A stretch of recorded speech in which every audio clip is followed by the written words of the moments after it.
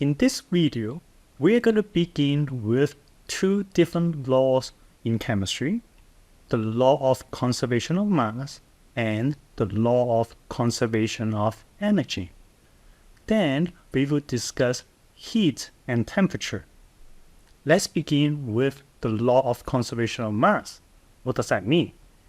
It means that matter or mass is neither created or destroyed in a chemical reaction. Okay, so what does that really mean? Right now we know the law. It's a very general statement telling you what you are expected to see. It does not explain why this is the case. Remember in chapter 1 when we introduced the scientific method, the difference between law and a theory is that the law will allow you to make prediction. The prediction is the mass that I'm going to begin with and the mass that I'm going to end up with, it will be the same. I'm not going to be able to create or destroy mass during a chemical reaction. So keep that in mind. There's no explanation. This is just telling you what you expected. So how do we illustrate that? In the slide, you see that if I begin with I have the gray particles or the gray molecules and the white molecules. If they come together in a chemical reaction, everything's very symbolic at this level, then you expect to see the two gray particles in between. That's a white particle. Okay, so let me repeat. If I begin with my chemical reaction with the gray molecules and then the white molecules, after the chemical reaction, I form a molecule that will be white atom at the middle and then have two gray atoms surrounding it. Based on the law of the conservation of mass, what that means is that let's look at how many gray atoms do I have. Well, there's a number in front of the gray molecules. It's a 4. So that means the total number of atoms that I have for the gray color is actually 4 times 2, which is 8. So I have 8 gray molecules, I have 8 gray atoms to begin with. And then for the white atoms, I have 2 times 2, which is 4. So I have 8 gray atoms and 4 white atoms to begin with. After my chemical reaction, let's try to find out how many gray atoms and the white atoms do I have. Well, the numbers in front of the compound is 4. And then I look at how many gray atoms do I have in the final product. I see that, oh, that's two of them. So that means 4 times 2 is still 8. And then I'm checking the number of white atoms at the end of my chemical reaction. 4 times 1 is 4. So what that is telling you is that because of the law of conservation of mass, the number of gray atoms I begin with and the white atoms I begin with and how many gray atom and the white atom I have at the end, they will be the same. And that is the law of conservation of mass. So let's look at an example again. Put it in more actual chemistry. Calcium oxide reacted with carbon dioxide, and the product will be calcium carbonate. Okay, at this level, I will give you the chemical reaction. Later on, once you start learning about how to name a compound, then you will start building your own chemical reaction, okay, based on the word description. And the chemical symbol for calcium oxide is CaO, carbon dioxide CO2. Please note that the uppercase and lowercase is very important in chemistry. So for calcium, Ca, the second letter, the A, has to be lowercase. So when we're talking about elements, the first letter of the element in the chemical symbol will always be uppercase. The second letter has to be lowercase. Let's just look into what I mean by the law of conservation of mass.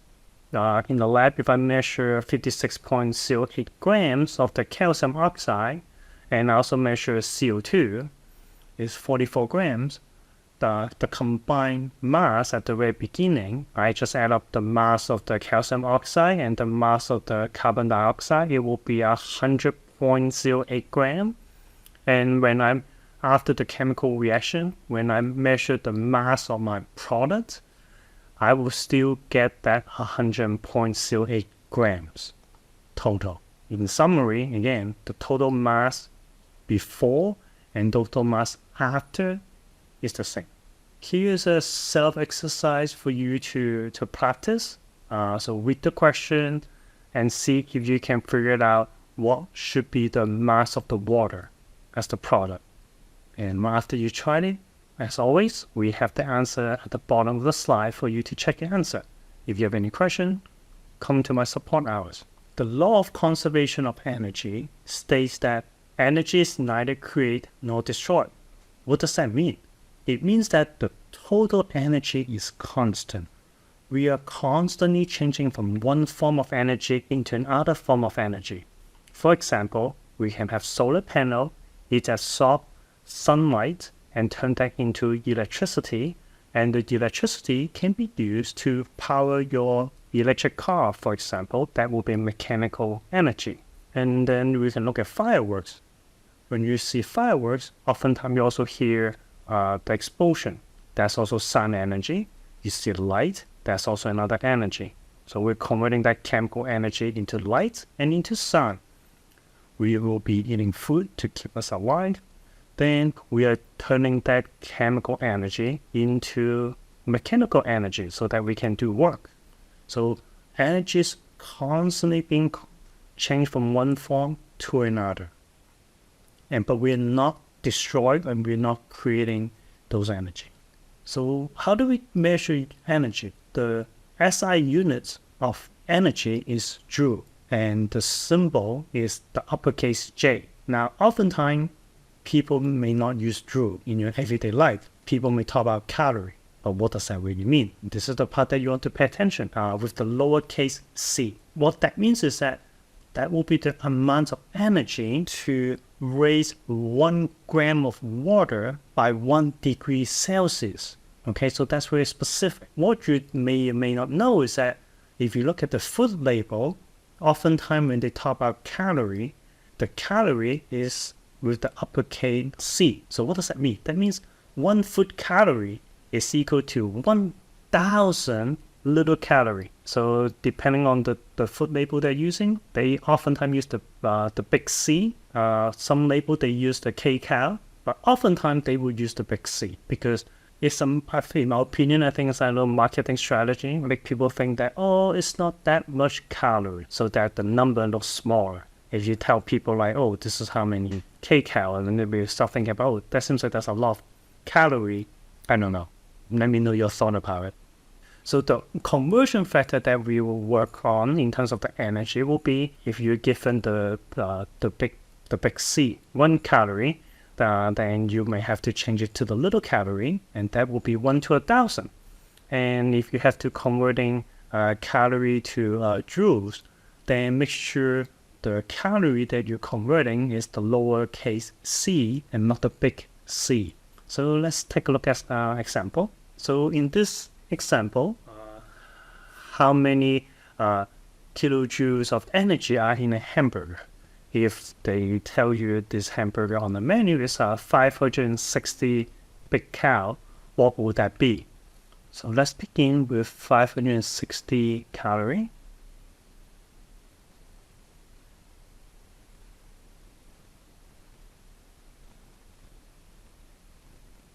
So I'm going to write down the uppercase C. Now we want kilojoules. So that means I need to converting my big calorie into little calorie. As mentioned before, 1 big calorie is 1,000 little calorie. Then for 1 little calorie, that will correspond to 4.184 joule. And finally, our final unit that we want is kilojoule. So that means for every 1 kilojoule, this is 1,000 joule.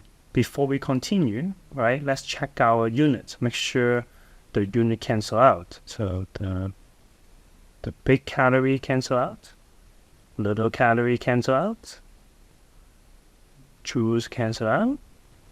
Then I have kJ as my final unit. So that means, okay, I did my unit conversion correctly. Then now we can simplify it, and then we can use a calculator to get our final answer.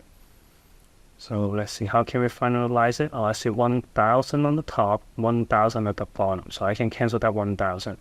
So the final answer for this problem is going to be 560 times 4.184. I got 2, 3, 4, 3.04 kJ.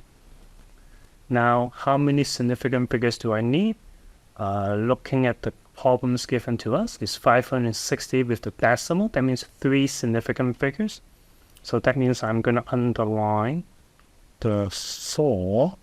And I'm looking at the next digit, which is a 3. So I'm going to write it down in scientific notation. Okay, so 2.34 times 10 to the third kilojoule. Then I have a self-exercise for you to practice. And once you get the conversion unit, make sure you check the answer below